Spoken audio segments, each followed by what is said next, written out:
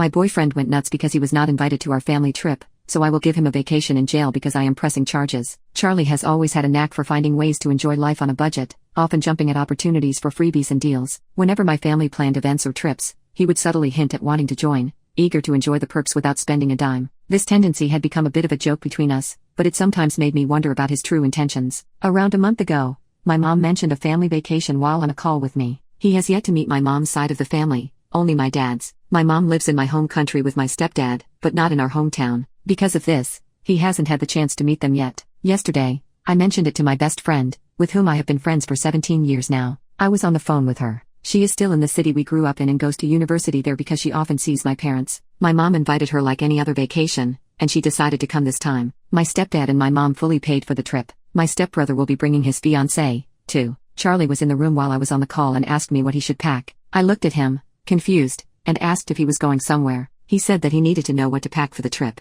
I laughed and thought he was joking since I never said he was coming. When I realized he was serious, I sat him down and told him he couldn't come. There was no reservation for him, plus it would be very inappropriate to invite him over, knowing that this is a family trip and it would make a bad impression like he is trying to come just because it will be free. They have never met him, and there aren't any rooms left. He doesn't have a passport, and other reasons that I tried explaining. He flipped out on me, telling me that I was a bitch and that I was probably cheating on him, and that's why he was not invited. I tried explaining, but he left the apartment. He hasn't returned since yesterday, and at 4 a.m. I have to go to the airport. I'm worried sick. I called and texted many times, but he hasn't responded. Update 1. When I left the apartment 4 days ago, I left a key for my neighbor/friend. Yesterday, she called to inform me that my boyfriend's stuff was missing, and my writing studio and manga collection had been destroyed. Some of my savings were stolen, and yesterday, he tried to empty my bank account but failed miserably. $5K are missing from my nightstand drawer, and I am nowhere to be found. Mom's side of the family is trying to calm me down and get me away from the situation as much as possible. I initially thought this was a minor problem, but here we are.